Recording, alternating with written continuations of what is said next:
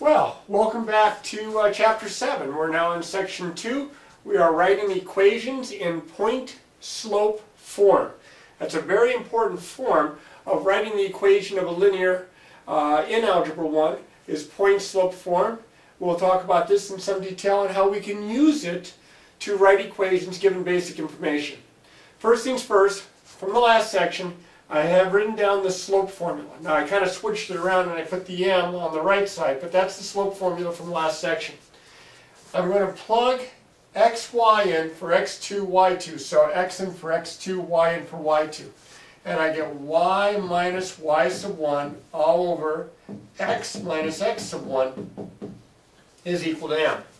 Now I'm going to multiply both sides of the equation by this denominator.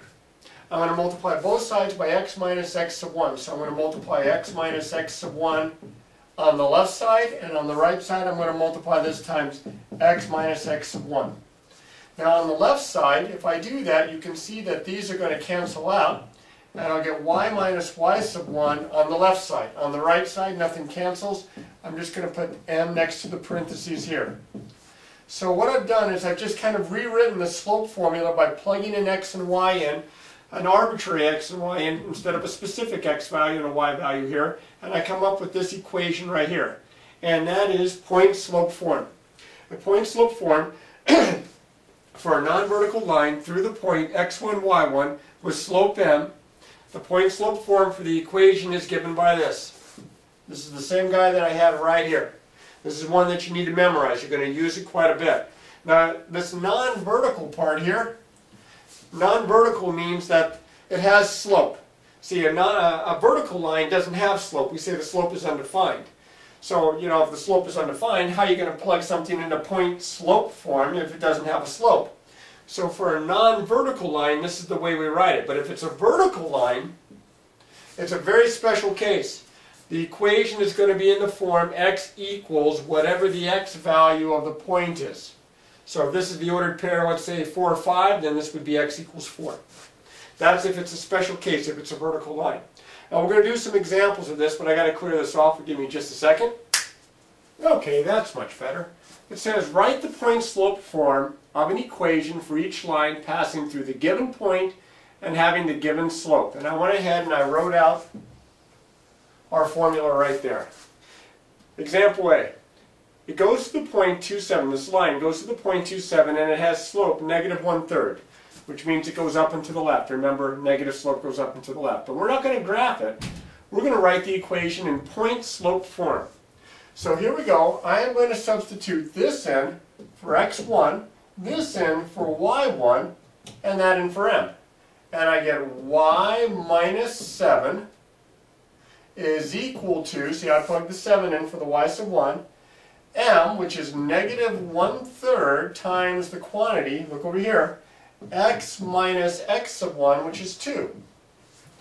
And it really doesn't simplify. I mean, I could distribute, but that's good enough. That'll be just fine. That's point-slope form. It fits this form right here. Now over here for example B, this is my x1, this is my y1, it's a 0 this time, and this is my slope. So I'm going to have y minus y sub 1 is 0 equals my slope, which is 4 times x minus x sub 1. Now notice here, I'm subtracting a negative number. Well, we know that when we subtract a negative, it's the same as adding the opposite. So I'm going to write it like this. Now, this isn't terrible, but y minus 0, I mean anything minus 0 is just going to be that anything. So I'm going to go ahead and write it one more step like this. I suspect based on these directions I would take either one. This is probably a little bit better. Alright? Although this technically fits the form exact, a little bit more exact. Over here, this is my x sub 1, this is my y sub 1, here's my slope. Notice that I'm going to be plugging in negatives, like I did back here with the negative 4, but I'm going to have to plug them into both spots, so I'm going to be subtracting negatives. So I'll have y minus negative 4. So that's y plus 4 is equal to m, that's the 3 here in this problem, times the quantity x minus, this will be a negative 5. Well, subtracting a negative 5 is the same as adding positive 5. And there's the equation of my line in point-slope form. One more here. This is kind of a simpler one, but it sometimes causes students a little bit of trouble because they figure it's got to be a more difficult problem. This is x sub 1, this is y sub 1, there's the slope. I'm going to have y minus 0 equals 1 times x minus 0. I plug this in here, I plug this 0 in here, and I plug the 1 in for m.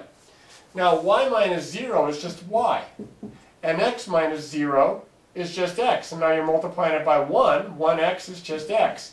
So this would be fine. It would simplify all the way down to that. I would actually take this, but this is probably a little bit nicer. Now the last two examples here, it says write the point-slope form for each line passing through the given point and the given slope. It doesn't give us the slope. We have to find the slope, which we know how to do from the graph if we have a couple of points, and we do here. This point is 0, 1. This point is 4, negative 2. So I'm going to go first rise over run to find my slope. So from here I would have to go up 3 spots, and then I would have to go left 4 spots. Up 3, left 4, my slope is negative 3/4. Up and to the left is negative. Now I have my choice. I can take either one of the 2 points and use this formula to write it out. It doesn't matter which one, but I think you'll agree that this one might be a little bit simpler to plug in than this one with the negative. So I'm going to call this point right here my x sub 1 and my y sub 1. So I'm going to write it out here. I think you can see it if I write it below. I'm going to have y minus 1 is equal to negative 3/4, that's my slope, negative 3/4 times the quantity of x minus 0. Now I'm kind of squeezing it in there and it's getting a little messy, but hopefully you can see that says x minus 0. And of course x minus 0, that's the same thing as just x. So I can leave my answer like that. Over here to the right, very similar problem. I have to find the slope first. Rise looks like it's going to go up 1, and then I'm going to go to the right 1, 2, 3. Up 1 to the right 3. My slope is positive 1/3. And again, it's positive. It goes up and to the right. That makes sense. Here again, I can take either one of the 2 points. One really doesn't have much of an advantage over the other when plugging into this formula, but I would probably take this one because there's one less negative number. And so now I'm going to plug in. I'll put it right here. This would be my x1. This would be my y1.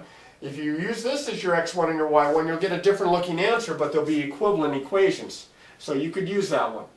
And I'm going to get y minus y sub 1. That's going to be negative 1. So subtracting a negative is plus 1 is equal to my slope times x minus my x sub 1, which is 1. And you could leave your answer like this. Now if you're wondering, what would it look like if I had used this point instead? Well, this then be my x1, my y1. I would have y minus negative 2 is plus 2 is equal to 1/3 times the quantity x minus negative 2 would be plus 2 here. Now if you look at those 2 equations, they look different, but they're equivalent. They represent the same line, and the line is this guy right here that goes through these 2 points. So I would accept either one of those. That would be fine. All right, well, we're going to do just a little bit more, but let me clear this off, so give me just a second. Okay, here we go. Now, what I want to do here is I want to write the point-slope form of an equation of a line passing through these 2 points. And I went ahead and I wrote down what the form is again. This is point-slope form. But in this case, I didn't give you the slope and I didn't give you a graph. Here's where we have to use the information from the previous section to help us out, because I need to know what the slope is. I'm going to take these 2 guys right here and I'm going to find the slope using the slope formula from last section. I'll call this my x1, my y1, I'll call this my x2, my y2. And I'm going to get negative 5 minus 4 all over 3 minus 1, or negative 9 over positive 2, or just negative 9/2. That's what's going to go in here. Then I'm going to take either one of the 2 points, and again, I'm going to take this one because there aren't any negatives that I might make a silly mistake on, and I'm going to plug this in for x1 and y1, which I've already labeled, right here and here. The 1 goes in here, the 4 goes in here. So I have y minus 4 is equal to negative 9/2 times the quantity x minus 1. And there's my answer. I wanted to show you at least one example where they didn't give you the graph and you had to use the slope formula to find the slope. Of course, we could have done that on the other examples, the other 2 examples where they gave you the graph because 2 ordered pairs were given, and we could have used this to find the slope that way instead of counting rise over run. It's really important that you're able to write equations, and if you're going to write the equation of a line, the point-slope form is probably the best way to do that. So just like always, remember to practice, practice, practice.